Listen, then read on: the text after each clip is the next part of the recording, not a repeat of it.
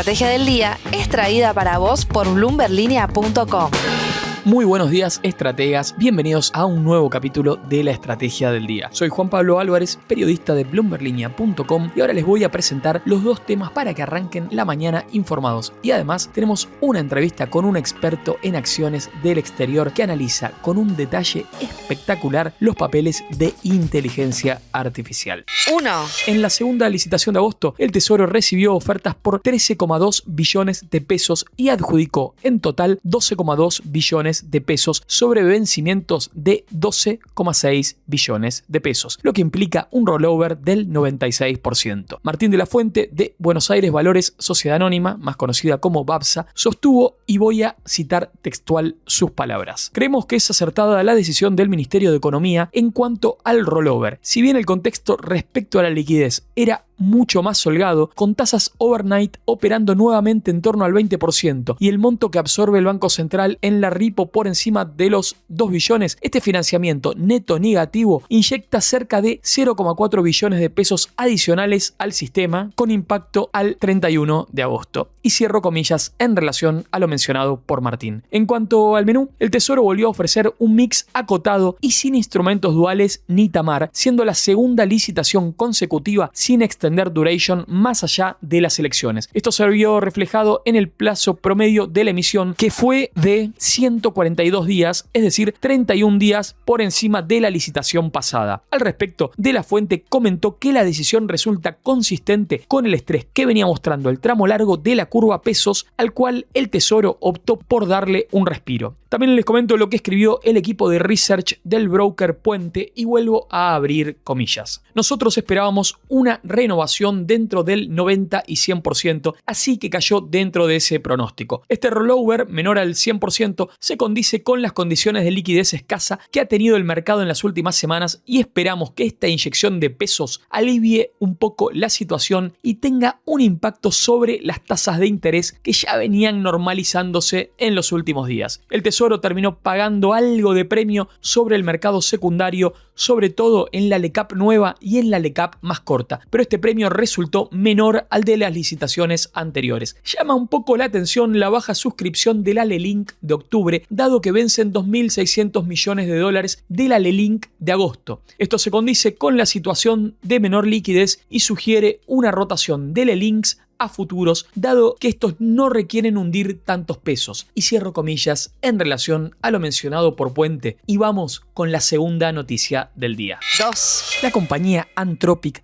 anunció un nuevo estándar de software que permitirá que asistentes de inteligencia artificial como Claude trabajen de manera más eficiente con robots y equipos utilizados en ciencia y manufactura. La startup de inteligencia artificial está lanzando su Model Hardware Standard, o MHS, como una versión preliminar de investigación para que desarrolladores de los sectores científico, robótico y manufacturero puedan probar cómo Claude interactúa con el mundo físico e incorpora las medidas de seguridad necesarias antes de una implementación más amplia. En esencia, MHS almacena información que permite a los asistentes de inteligencia artificial comprender cómo funciona un equipo sin tener que recurrir a manuales en papel o a conocimientos tácitos que solo poseen unos pocos expertos. Por ejemplo, un fabricante de brazos robóticos para fábricas podría especificar en un MHS cómo la inteligencia artificial puede manipular de forma segura un brazo pesado, limitando la velocidad o los ángulos con los que puede moverse. Dicho esto, vamos con el tercer tema del día, que es en realidad una entrevista. 3. Y ahora tengo el placer de estar en contacto con Camilo Cicera, quien es Portfolio Manager del fondo SOAR Global Opportunities y estratega de Rosenthal Inversiones. Camilo viene de estar casi 5 años trabajando para el Departamento de Finanzas de Abu Dhabi en Emiratos Árabes Unidos. Bienvenido, Camilo, a la Estrategia del Día. Es un gusto enorme tenerte acá. Empiezo preguntándote, ya que seguís muy en detalle el mercado vinculado a la inteligencia artificial, ¿qué estás viendo en términos de balances de las principales compañías y si te parece que las métricas justifican los precios que estamos observando en las tecnológicas? En el caso de la inteligencia artificial, hoy es un momento muy interesante para ver si las métricas de evaluación que hay en el mercado de todo lo relacionado a esta tendencia diferencia están justificadas por los fundamentos, porque justamente acaba de terminar la temporada de resultados de Estados Unidos al segundo trimestre del año, con lo cual tenemos números frescos y estimaciones de gasto de capital y proyecciones de ingresos para lo que resta del año bien frescas y recién publicadas. A ver, hace muy poquitito presentó sus números Nvidia, los números fueron espectaculares, los ingresos se aceleran por cuarto trimestre consecutivo, subieron un 106% interanual. Es una locura. La ganancia más que se duplicó respecto del año atrás, subió un 126%. La empresa está convirtiendo 56% de lo que factura en ganancias. O sea, acá tenemos un modelo de negocios probado y que está generando mucho valor. Obviamente hay algunas controversias alrededor, en el caso de que, por ejemplo, Nvidia financia con su cash flow a muchos de sus clientes para que le compren sus chips, y esto genera un poco de revuelo, pero lo cierto es que la demanda de los chips que diseña Nvidia está por las nubes. Y la empresa de hecho reconoce que podría estar vendiendo más de no ser por limitantes a la producción. No da abasto la producción de Taiwan Semiconductor, que es la empresa que fabrica todos los chips que diseña Nvidia, con la demanda. Y las proyecciones de la empresa son que se sigan muy altos los ingresos el próximo trimestre, el trimestre en curso que termina en octubre para el caso de Nvidia. Daría ingresos de más de 100.000 millones de dólares, 108.000 millones es el número que reportó Nvidia como proyección, y estos son valores impresionantes. En el siguiente año fiscal espera que los ingresos aumenten un 70% interanual, que también es un número muy alto, y cuando vemos la evaluación, Nvidia está cotizando a 19 veces la ganancia esperada para los próximos 12 meses. Es una métrica bastante aceptable que no sugiere burbuja por ningún lado. Tampoco veo métricas burbujeantes en el resto de las empresas. Por ejemplo, en el caso de Micron, que es una empresa que hace chips de memoria, el mercado está priceando esta empresa a 6 veces la ganancia estimada para los próximos 12 meses. Es un múltiplo muy bajo que nos dice que el mercado está descontando que estos ingresos que está teniendo ahora son atípicos y no van a mantenerse en el mediano o largo plazo. El mercado cree que esto es un boom de precios y de apalancamiento operativo que le permite una rentabilidad extraordinaria por 1, 2, 3 años más, y eventualmente esa rentabilidad se va a esfumar. Entonces le está asignando una evaluación bastante conservadora, 6 veces ganancias. Ahí tampoco se ve una burbuja. Obviamente, si uno mira lo que subió el precio, pareciera que hay una burbuja, pero la ganancia se disparó en igual medida. Por ejemplo, Micron ganó 165.000 millones de dólares en los últimos... Perdón, Micron va camino a ganar 165.000 millones de dólares en los próximos 12 meses, triplicando su valor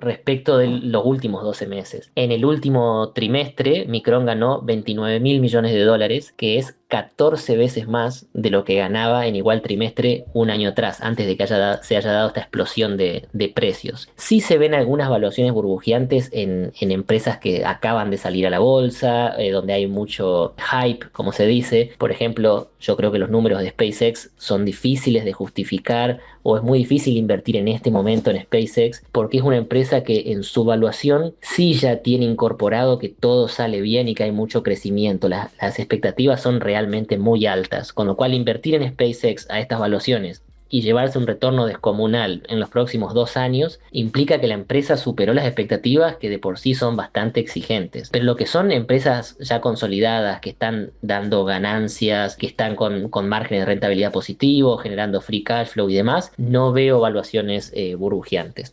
Te lo resumo finalmente con esto. Las empresas consolidadas están mostrando valuaciones de entre 18 y 22, 23 veces ganancia futura, ganancia de los próximos 12 meses. En el caso de Micron es un outlier que está cotizando a 6 veces ganancia futura, pero cuando salimos de estas empresas y nos vamos, por ejemplo, a algunos diseñadores de chips como Cerebras, que salió hace poco y que todavía no genera ganancias, o como SpaceX, que también está ahí buscando el año que viene a ver si da un poco de rentabilidad positiva, ahí sí yo veo unas valuaciones más difíciles de justificar. ¿Y el gasto que se está haciendo en CAPEX no te preocupa un poco? Los gastos de capital de los grandes constructores de centros de datos, que son 5, son Alphabet, Amazon, Microsoft, Meta y Oracle, es cierto que están explotando y que están llegando a niveles alarmantes en muchos casos y bajo muchas ópticas. Para poner un poco de perspectiva, en 2022 todas estas empresas estaban gastando 150.000 millones de dólares en inversiones de capital. En 2025 ya se habían ido a 400.000 millones de dólares y este año se espera que superen los 800.000 millones de dólares, con lo cual son números realmente estrafalarios, y el gran problema por ahí es que este nivel de gastos de capital ya está en línea con el flujo de fondos operativo que generan estas empresas. Es decir, que ya deja de financiarse solamente con flujo de fondos libre y empieza a financiarse con emisión de acciones. En el caso de Alphabet, por ejemplo, vimos algo recientemente, y también de manera muy difundida con emisión de deuda. Entonces estamos viendo emisiones de deudas masivas de los constructores de centros de datos. Esto está un poquito relacionado también al hecho de que la tasa de Estados Unidos y de muchos otros gobiernos está teniendo un empujoncito extra para arriba, porque hoy están compitiendo los emisores de deuda soberana con los constructores de centros de datos por un mismo pool de capital disponible para financiar en el mercado de deuda, y eso también llama bastante la atención. Lo que argumentan los constructores de centros de datos es que ellos tienen mucha visibilidad sobre el retorno que van a tener sobre el capital invertido, y que esto es muy atractivo, y que entonces deciden seguir aumentando sus proyecciones de capital. Pero lo cierto es que todavía no se está materializando de manera tangible, al menos en los resultados corporativos, un retorno sobre el capital, sobre estos gastos, un retorno sobre el capital atractivo sobre estos gastos, porque estos gastos llevan un año por lo menos en construirse. En algunos casos los centros de datos más grandes llevan bastante más de un año, y luego hay que empezar a cubrir los gastos iniciales, a empezar a ver ganancias, flujo de fondos libres. Entonces necesitamos que pasen por lo menos 2, 3 años más para empezar a tener una muy buena idea tangible de cuánto es el retorno sobre el capital invertido de todo este CAPEX, todos estos gastos de capital que se hicieron estos años. Es algo que está por verse. Si el retorno es bueno, estamos ante una de las oportunidades más interesantes de la historia, porque no hay nada mejor para una compañía que tener la posibilidad de invertir todo tu free cash flow y además tomar deuda para seguir invirtiendo, y sobre esas inversiones obtener muy buenas tasas de rendimiento sobre el capital invertido. Pero lo cierto es que hay cierta incertidumbre sobre qué va a suceder. Una de las principales incertidumbres es qué va a pasar si OpenAI con ChatGPT o Anthropic con Claude se consolidan como líderes del mercado, empiezan a haber mucho flujo de fondos hacia sus modelos, y empiezan a decidir, bueno, vamos a construir nuestros propios centros de datos. Puede haber exceso de capacidad instalada, y eso puede tumbar bastante los rendimientos sobre el capital invertido. O sea que está por verse, hay bastante incertidumbre, pero estas empresas no están dispuestas a dar el brazo a torcer o a tirar la toalla cuando ven que le miran al de al lado, y el de al lado también está invirtiendo fuerte.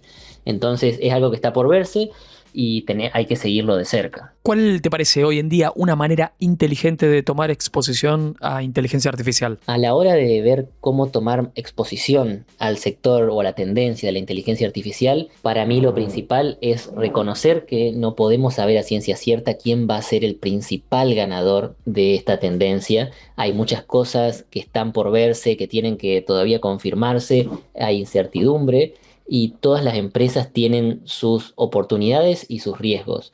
Hoy Nvidia luce como la gran ganadora en el diseño de chips, pero empieza a surgir competencia creciente, y de la misma manera tenemos a los grandes constructores de centros de datos que tienen todo el capital invertido en activos tangibles, en centros de datos, pero hay que ver, hay muchos desafíos porque los chips se deprecian y hay que reemplazarlos cada 7 u 8 años. También está el tema de si los lenguajes como OpenAI y como Anthropic van a ir a crear sus propios centros de datos dentro de unos años cuando tengan flujos de fondos positivos. Y todo esto puede cambiar bastante el tema competitivo. La gran pregunta es quién va a tener el poder de negociación. ¿Los que tienen centros de datos, empresas como Amazon, Alphabet y Microsoft, o las empresas que tienen el lenguaje de inteligencia artificial como Anthropic o OpenAI? Y por otro lado, ¿cuál va a ser la demanda de chips? ¿Cuál va a ser la rentabilidad de estos chips y cuáles van a ser los chips más utilizados? Entonces, son muchos factores que hay que verlos. Para mí hay que ir de manera diversificada. Sí reconozco que dentro de todo este ecosistema de inteligencia artificial hay una empresa que es muy difícil de disrumpir y que tiene prácticamente un monopolio, y es Taiwan Semiconductor. Nadie está tratando activamente y de manera seria de competir con Taiwan Semiconductor.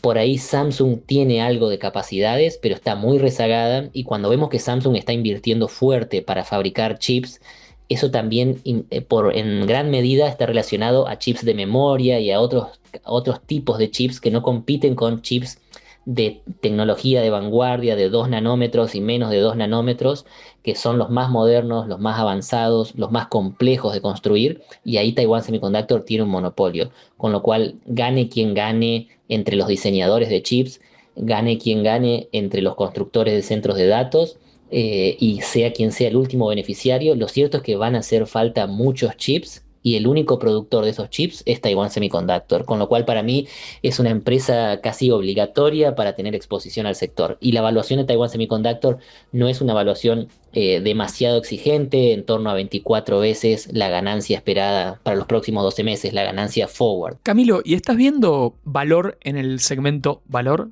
Valga la redundancia, ya que estamos hablando mucho sobre sectores growth, me gustaría ver cómo estás viendo la otra parte. En lo que refiere al segmento de value o de evaluaciones más bajas, de bajos price to earnings, algo que yo resaltaría es que el mercado norteamericano, sobre todo, pero también el internacional, lleva ya más de 3 años de mucho momentum. El momentum es las empresas que están subiendo, siguen subiendo, y las que están bajando están condenadas a una especie de olvido u ostracismo por parte de los inversores y rara vez se dan vuelta. Con lo cual, el segmento value viene bastante castigado. De hecho, algunos índices del segmento value están con un buen rendimiento, pero eso se explica casi exclusivamente porque Micron era considerada una empresa value y tuvo un ascenso estrepitoso luego de este boom de ganancias que tuvo. Pero dejando de lado Micron y otras empresas como Samsung o SK Hynix en los índices internacionales, el segmento value viene bastante golpeado. Yo creo que hay oportunidades, pero hay que hilar muy fino y es un segmento en el cual difícilmente vayan los flujos de fondo y se vea un driver genuino hasta que el tema de la inteligencia artificial no pierda un poquito toda esa espuma que estamos viendo hoy en día. Te llevo al mundo emergente, ¿te está gustando algo en ese segmento? Los mercados emergentes sí tienen muchas oportunidades atractivas. Hay varios mercados emergentes que llevan demasiados años de rezago, donde los fundamentos lentamente fueron mejorando. Y cuando los fundamentos mejoran, tarde o temprano el precio acompaña. Se puede demorar unos años, pero esto ya vino sucediendo y entonces me parece que es momento de que eventualmente el precio haga un catch-up con los fundamentos. En el caso de Latinoamérica en particular, hay dos oportunidades muy interesantes que son Mercado Libre y Nubank.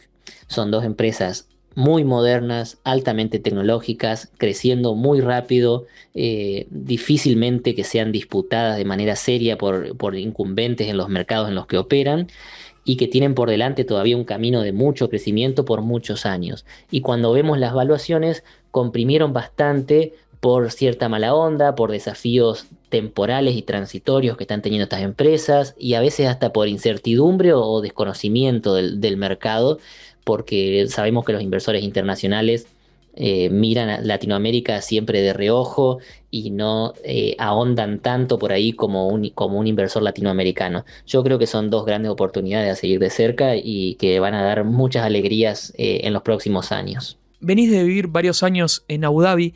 Me gustaría que me cuentes un poco acerca de esa experiencia y qué cosas de cómo se trabaja allá te parece que serían lindas de copiar en Argentina.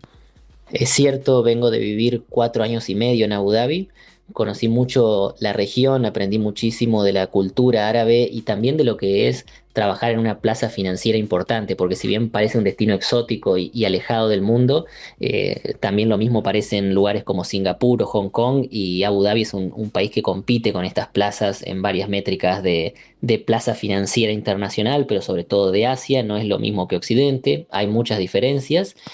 Y vos me preguntás qué cosas me parece que serían lindas copiar en Argentina. Yo creo que Argentina tiene mucha ventaja competitiva por el lado del talento humano. No veo diferencias de capacidad humana y de talento entre Abu Dhabi y Argentina, sinceramente.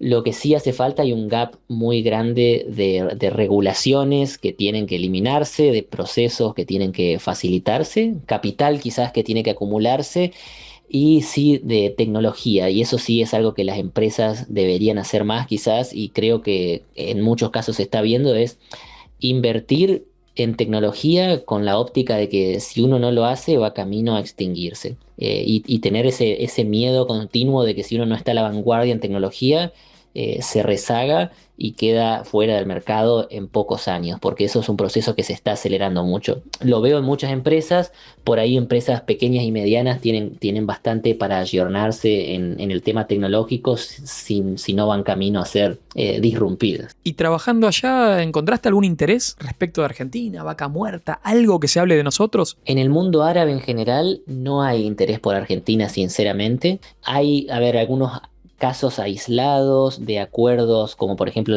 un acuerdo reciente entre la petrolera ADNOC, que es de Abu Dhabi, para inversiones en Vaca Muerta con YPF. Pero dejando de lado estos casos puntuales, la realidad es que no hay interés en general por Latinoamérica. Dejando de lado Brasil, Brasil es un mercado muy densamente poblado, gran exportador de alimentos, y en el mundo árabe hay una necesidad, lo que se llama food security, que es poder garantizarte un suministro continuo de alimentos, porque es una región que no genera, no autosustentable en términos de alimentación. Pero Argentina está bastante olvidada por un tema de distancia geográfica, por un tema de restricciones al comercio, volatilidad de las regulaciones, no quedó en la mira. En el mundo árabe se mira mucho el resto de Asia, se mira algo de Europa y obviamente Estados Unidos, que lo miran todos. Y ahí pasaba por la estrategia del día Camilo Cicera, recientemente llegado a la patria después de 4 años y medio en Abu Dhabi y hoy estratega de Rosenthal Inversiones y portfolio manager del fondo SOAR Global Opportunities. Antes de despedirme, les recuerdo que el riesgo país sigue moviéndose por encima de los 500 puntos y el Merval medido en dólares subió un poquito, pero sigue todavía por debajo de los 1900. Nos volvemos a encontrar el lunes en la estrategia del día. Esto fue La Estrategia del Día Argentina, escrito y narrado por Francisco Aldaya. Producido por Arturo Luna y Daniel Hernández. Que tengas un día muy productivo.